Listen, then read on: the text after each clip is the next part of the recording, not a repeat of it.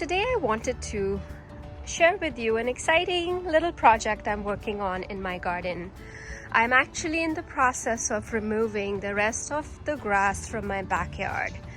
If you've been following me, you know I've been developing my backyard for quite a bit of time. And what I'm remaining with is this little grassy area in the middle. And I just wanted to share with you the reasons that I am removing this grass. One is to reduce the maintenance on the grass. If I don't have to bring my mower in the back here, that'll be great. Secondly, the grass isn't the best in this part of the garden. I have shade trees. It does grow, but I could work on it and make it look better and put more seed and work on it, but I haven't. And the other thing is that I want to kind of have a really nice area here that is mulched. It's like garden paths and beds, and that's it, so that I can continue to grow my garden. I mean, I probably won't have a lot of space left after I make the paths, but at least the edging for the beds will be easier. I don't have to worry about grass borders like edging at these beds, and it'll be a little bit more seamless. So that's what I plan to do, but I wanted to show you what this looks like before I get started. So last year I created this whole new veg garden area with mulch paths and some stepping stones, and I will continue the paths along this area as well, going to my shed. So this mulch path will kind of go straight to my shed, like in a curved way, and then I will have this path here as well mulched, and then I'm going to have a straight path that will go down and connect to those garden beds there. So, and then my woodland path will again connect as well and go straight into the shed. So the garden will be walkable from all directions, because I've been using this garden and walking these paths for now 2 years and kind of creating a natural walking rhythm in my garden. And I know you should be designing the paths before you do the gardens, but I've done it in the reverse. But it's worked for me because I've kind of slowly progressed and added paths and walking areas in the garden. And so this is kind of my woodland garden path here, and I absolutely love it because it's really interesting and beautiful. And eventually I'll add some more stepping stones as well, but today I'm just creating my paths, and I am going to mulch them and then edge my garden beds, or remove the sod around my garden beds, and then I do have a few plants that I want to add as well. I have a beautiful woodland plants that I want to add over here as well, and then I will eventually also add some more pollinator plants, because this is my sunny side of the bed and this is my shadier part which has more woodland plants. So it's kind of like having a little bit of both on both sides, so it's going to be asymmetrical and beautiful, and I just love it. So just wanted to show you what this looks like before I say goodbye to this grass. I mean, it's served me in the years when my kids were young and they played a lot in this backyard, and now it's kind of evolving to be my garden. And for Ollie, he doesn't really use the backyard as his washroom, so it doesn't really matter whether I have grass here or not, because we usually walk him and he goes in our side yard. So I think it'll be great to As I was saying, I'm going to mulch these pads, and I'm going to show you when I'm kind of done doing that. I do have a lot of mulch that I've collected, and I'm going to use that mulch. I would have preferred to use a chip drop because that would have made it so much easier, but I don't have a spot where I could get a whole truckload of that chip drop dumped and for me to consume all that. So ideally, I mean, there was one year my neighbor did that, and he asked me to use some of it, which was ideal, but he's not doing it this year, so there's no one else to share it with as well, and so I'm not going to do that. But I do have some bagged mulch which I'll be using. It's not a terribly big surface.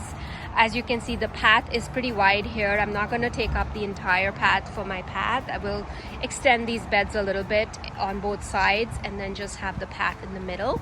So that's the plan today, and Ollie's ready here to play. He's been a little bit under the weather in the last couple of days, and it's good to see that he's happy and ready to play right now and hanging out with me as I work on this little mini project today. So let me just get these paths laid out, and I will maybe share progress as I go.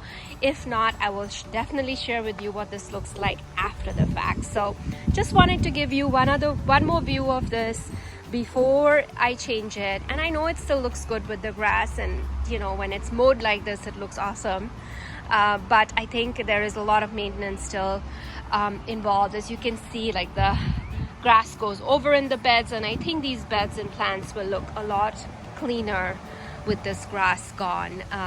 Yeah, so that's what I'm gonna do, and I'll give you a little tour of what this area looks like when I'm all done. Here it is, guys. I've officially gotten rid of all of the grass in my backyard. It was a feat for sure, because it looks smaller than actually what the task was. I mean, it was a lot of grass, at least in the paths where I had to mulch, and I had to kind of make sure that I extended my beds in a way that accentuated the walkways that I was planning to have. So as you can see, the walkways are mulched. That's the only part that's mulched. The beds are not mulched because I have so many plants in there that I really don't need to add any additional mulch in there, because there's ground covers, there's shrubs, there's perennials, so it's pretty full.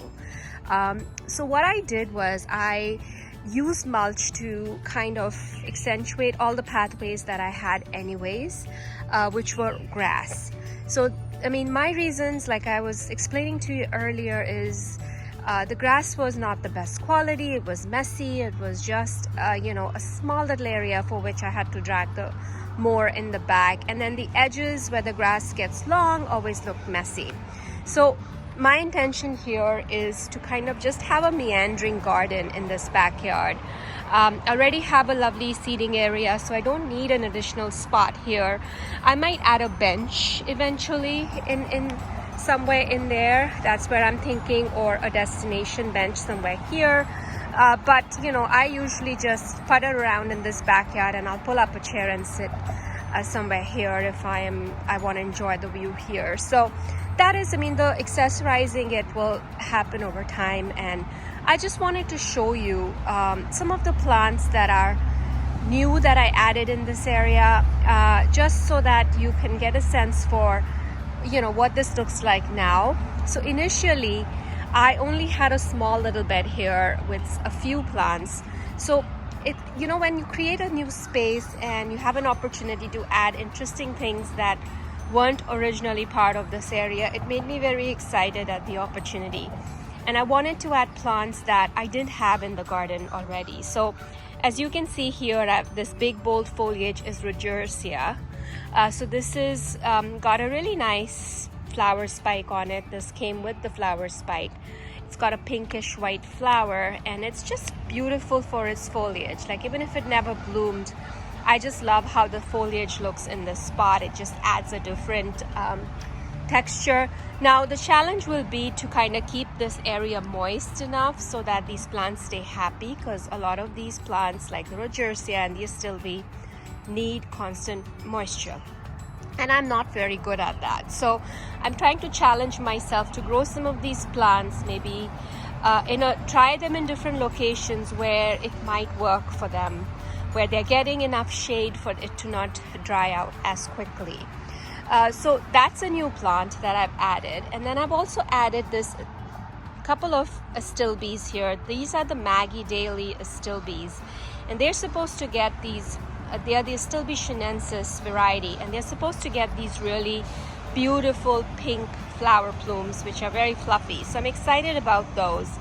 And then the other thing I did was I moved a bunch of little heucheras, tiarellas I had lying around in the garden in other spots, which you know, they weren't really, thriving in there. They were getting swallowed by other plants. So I moved them here, and as soon as I moved them here, they are happier. They were like a couple of leaves, and I can see new growth happening there. And then what I also did was I added some annuals in here because I think it's a nice spot to have a few annuals. I don't typically garden with a lot of annuals, but it was nice to be able to have a little bit of space to add a few annuals dotted around the garden. So I've added some begonias here, just the regular begonias. They aren't a branded variety, but I love the pink color, and I think this should really fill in. And then I also added one evergreen here. This is a gold splash euonymus. I find euonymus a little bit quite reliable in my climate and area with boxwood. I'm done planting boxwoods for now because of the box tree moth. They're just devouring it, and I just don't want to get into that cycle of keeping things sprayed. So I've added this euonymus. It adds a nice splash of color, like the tag suggests. It's a gold splash euonymus. This is a proven winner. So as I was saying, this is the proven winner's gold splash euonymus, and it does just that. It adds this beautiful yellow splash of color on this edge of the walkway. So as you can see, I haven't mirrored it on the other side. I don't want to create a symmetry. I'll probably do something else in there that's different. And then what I've also added here is a beautiful Ruby Falls redbud. So this is still a very small plant. It's a whip and it's a baby, but I love this beautiful color here. I think it'll be a nice accent small tree for this edge of the walkway, and I think it's gonna fill in and look great. And the other plants, of course, in here are hostas. This is, I think, guacamole hosta, and I do have guardian angel hosta over there, and then I do have a small bobo hydrangea tucked in here.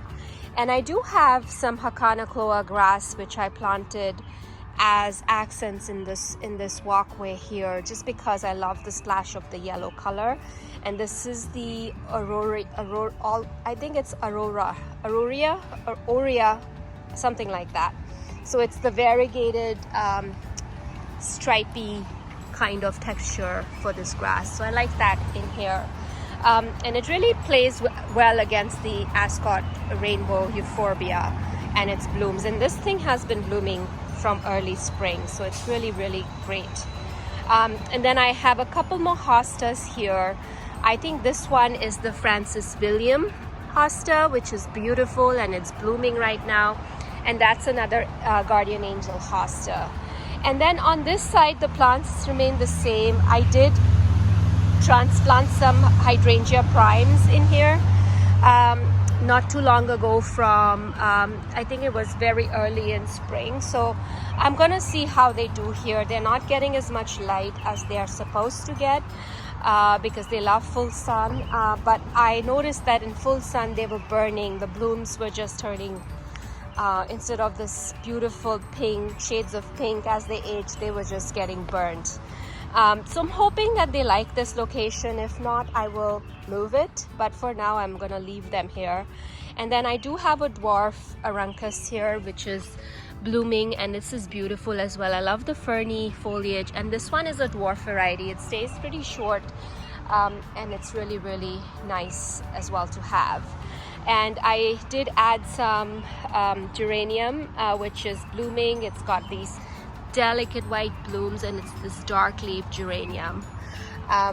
And yeah, everything else in here is old plantings that still stay, and there's a Strantia here which I should deadhead, but it's still looking good. It's sparkling even in this dried form, and it's looking great. I do have Incredible in here, which is starting to bloom. So yeah, this garden bed did get a makeover. It got some new plants in here, and it got a little bit of a lift, which I really love. And the other main thing I planted here was this beautiful serviceberry. So this was a tree that I found being thrown out by someone who was concerned about powdery mildew on it, because serviceberries do get a little bit of this powdery mildew. I mean, this is something you can't avoid on a serviceberry, But this tree has enormous benefits for wildlife. It has really 4 seasons of interest, and I couldn't stand someone just throwing it out because of this flaw that they saw in this tree. So I brought it home, I gave it the spot, and I'm just praying that it was pretty badly severed at the base, like there weren't too many roots left, but I did put it in this spot, so it is, I think, looking okay. Some of the leaves have turned a little orange under stress, but I think it's going to be okay. I'm praying that it's going to be okay, and it's going to be a good little tree for this spot, and I will give it a chance and see how it does. So yeah, this is another big shrub tree that I added on this side just to give me some interest and some things for the birds to munch on. Like, it's going to have these beautiful June berries on it, which are delicious. So yeah, that's everything in this yard here in the backyard. I mean, the shade garden is looking really, really beautiful. I will do a detailed walkthrough of my shade garden at some point, but right now I just wanted to show you that the grass is all gone, and this bed didn't get too extended, just a little bit on the edges, so I added some snapdragons and some cosmos and some few annuals in here just to spruce it up. Not much else is happening there. And then I also mulched this other path going straight into my veg garden area. You know, the roses are doing okay. I've been guarding them because of the rabbits. I mean, they've been eating everything. But look at this Thomas Becket rose. It's blooming today and it's beautiful. And I also have Julia Child there, which is blooming beautifully. So yeah, this is the garden today. The grass is all gone, and I wanted to just show you what it's looking like with its mulched paths and just, you know, meandering in here. I'm actually really loving it. I think it's given me access to kind of go around this garden in a nice circle, and I can walk through everything, and I just love walking through this garden. It's kind of become more of a walking garden, which I really love. And I think the feel of this garden is more, you know, you're going around and exploring what else is there and what else is blooming. And I think that is something I wanted to achieve, and I've been dreaming of, and I'm glad that I have created this. I will probably add some stepping stones, flagstones here and there in this garden as I go along, but for now I'm happy with the mulch. And yeah, that's everything from me today. I hope you all joining me are having a great day. I just wanted to share an update on some changes I've made to my backyard garden, which look different from my previous videos, and it's been a joy. So thanks again for watching, and I'll catch you very soon in my next video. Bye for now.